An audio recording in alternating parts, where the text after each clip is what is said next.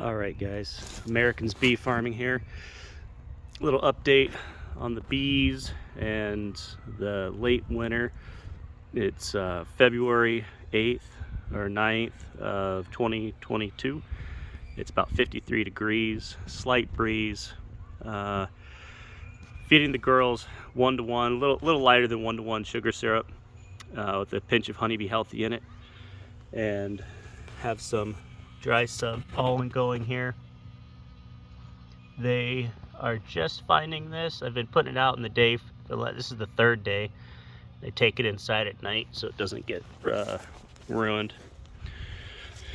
There's Bandit the chicken. She keeps hopping the coop. The garden here is looking like it needs a lot of work, but we leave this stuff for all the little pollinators and bugs that like to overwinter in the stalks and whatnot. It gives them somewhere to kind of grow winter over. Little blue bucket there, that we got 4 of those. Those are our worm buckets. We have red wigglers in there. That colony there I got from Brink's Bees, Aaron Brink, and it's doing really good. One of my strongest colonies.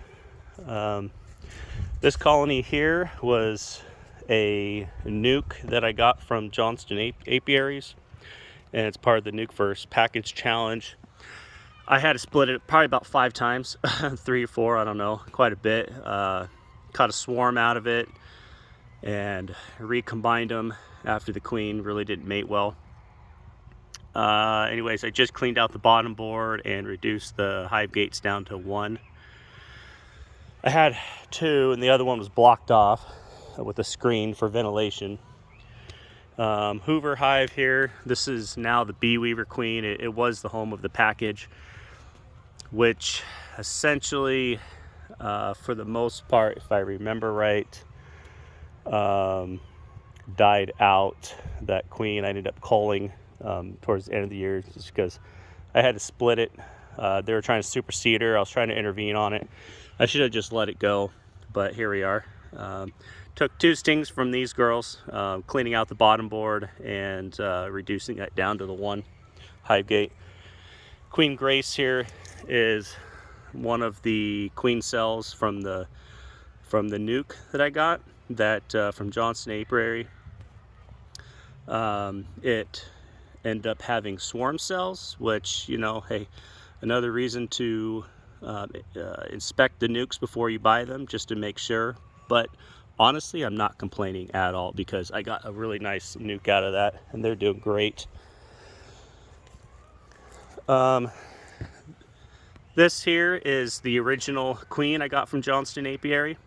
I call her Queen Samantha, and she is doing great. I just reduced them down to a single box yesterday, and they had about 3 frames or so of bees in there, doing pretty good. That on top is a double screen bottom board, and I have one of the splits I made off of, I believe, either the nuke or the package. I'd have to look back in my notes, but they're really small. I didn't really have high hopes for them going into the new year, or to the winter, because they were pretty small to begin with and had a late start. And anyways, they're probably softball sized, and we'll see. Hopefully the double screen boards. I got pollen patties on and sugar bricks on every single colony for the most part, just because the weather is supposed to be in the 50s throughout the day for at least the next 10 days. Drops down to the 30s at night. We're not supposed to have any really crazy weather, according to the Weather Channel, but if you believe that all the time, then they're gonna fool you. But this is one of the colonies I bought from Apricot Apiary, and they're doing great. It's a single, and I just have a medium on top for storage, so it's just cut down to a single.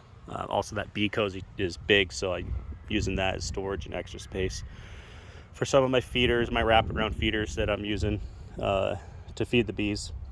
This is a nuke that that I transferred into that box. These are the 2 boxes left over with the 10 combs that was on top of another nuke here that was sitting right there that died out, that was super small.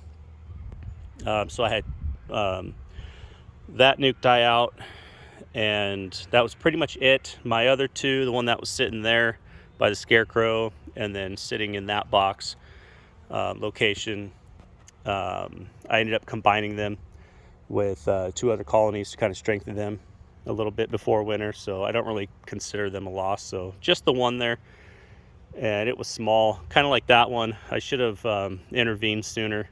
Maybe I could have combined those 2, and lessons learned. So I have some little bit of honey left over in some of the frames I just have in there just to kind of let them rob out, and they're actually going in there quite a bit and taking some.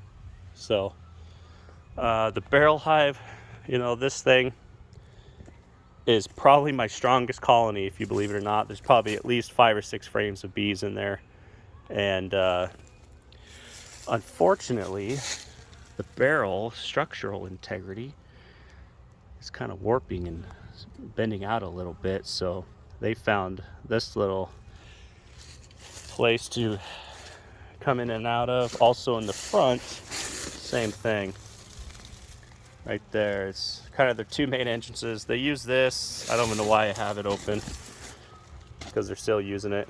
And I don't know if you saw that, but she was just bringing in some pollen sub. The hive gate, they still use it. So I mean, they got 1, 2, 3, 4 entrances. It's a stronger colony. If it doesn't work out this year, as far as yellow jackets and that kind of stuff, because I mean, obviously the hive gate's not gonna prevent yellow jackets if they can just get in from these side, from these extra holes. It may be something where I just kind of get rid of this and buy a long laying or something, because I do like this kind of setup. The bees are doing really good. I'm hoping they just find a way to make do. The thing is that those holes just go into this upper chamber, which is above the actual colony, and there's areas that they come in and out of the frames, and that's just design flaw on my end. I knew that was going to happen. I was just hoping it wasn't going to, but the girls, they exploit every little thing. Let's see, I made up some oxalic acid extended release glycerin sponges, 50 grams each. Cut them in 2 before I mixed them, and I have two halves in each colony, so that's 50 grams in each area. And I'm hoping I hit them with oxalic acid beginning of December, 2 rounds about a week apart, and so that should have taken care of most of the mites. And I'm hoping to get an early start with the oxalic acid sponges. We'll see how all that goes. These are some chickies. That's Freddie there. She's one of our older birds now. Sisters of Bandit. They won out, like always. And give them some scratch here.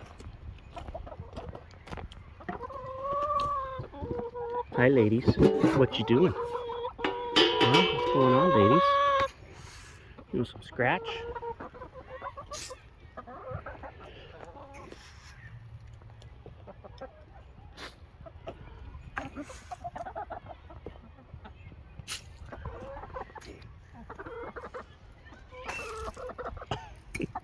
Carolina, you got right in the way.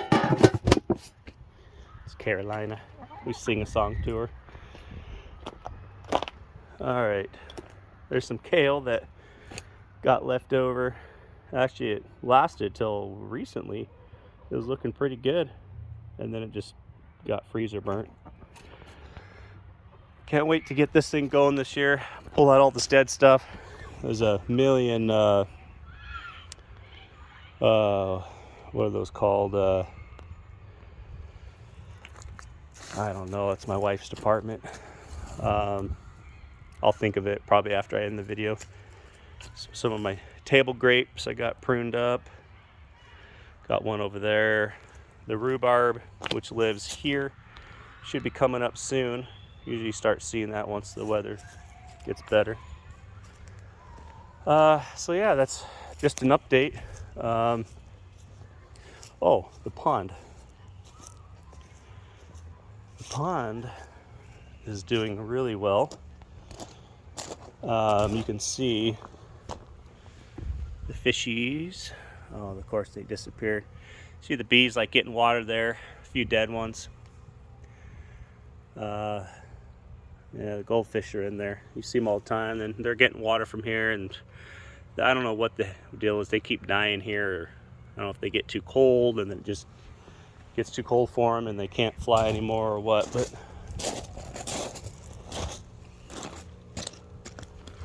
yeah, there's some goldfish there.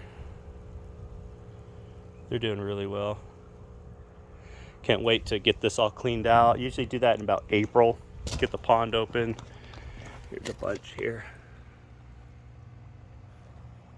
I'm looking forward to getting this thing going. Let's see. I think that's about it on the update. Got my heart going in my peach tree. I should have done that a lot sooner. As you see that big tall branch there, I need to cut that out, but I'm using it for support right now. And then once it warms up and wood becomes a little bit more pliable, I tried to bend that piece down, but it just broke up there where all that tape is at the top. So I was like, so I had that branch there. I just kind of bent it over. It won't be perfect, but that's okay. Nothing's perfect in life. So, all right, guys, I'm gonna get out of here and let you guys get back to your day. And thanks for watching. Please like and subscribe. I'm gonna have a lot of updates coming, and I can't wait to get into these bees. I have at least 20 boxes, maybe 30, if you include my pallet hives that I made, or pallet nukes, that I'm hoping to have filled this year. I'm going to be trying the OTS, or on the spot queen rearing method, this year, and I really think that that's the way to go. We will see. I've never done it before, but although the theory of it makes sense, it makes sense with just the natural, the way the bees want to swarm in spring. You do the OTS and you split them, and I mean, you don't have to do OTS for that. OTS is just a natural free way of getting your own bees without buying queens or having to do any type of artificial queen rearing and grafting, stuff like that. I don't think it'd be hard. I think it'd actually be kind of fun. I just don't have the means to do that. I don't have a shed or an incubator or any equipment, and so I really don't want to invest in that right now. But the grapes, we got probably 4 vines that produced fruit last year, and I'm hoping they just explode this year. And we got 12 pounds just off of the few clusters that we picked up, and we ended up making a big batch of wine off of that.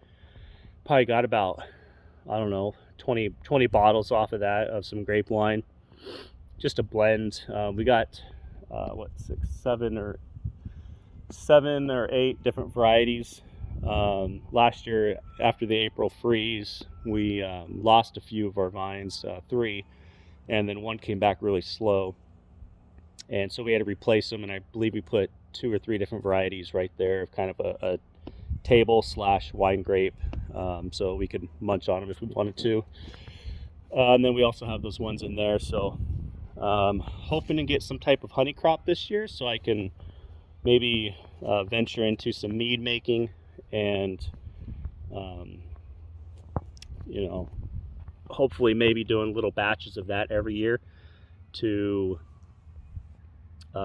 just kind of experiment and have fun, and enjoy this gift that I was blessed with. And not everybody can can do bees or wine grapes or stuff like that, and luckily I'm fortunate to be where I'm at, and was able, you know, with the beginning of COVID and the shutdown, I wasn't off of work, but I had lots of free time, you know, and I was able to get all this garden stuff in, and so definitely going to try to put that to use and make something out of it.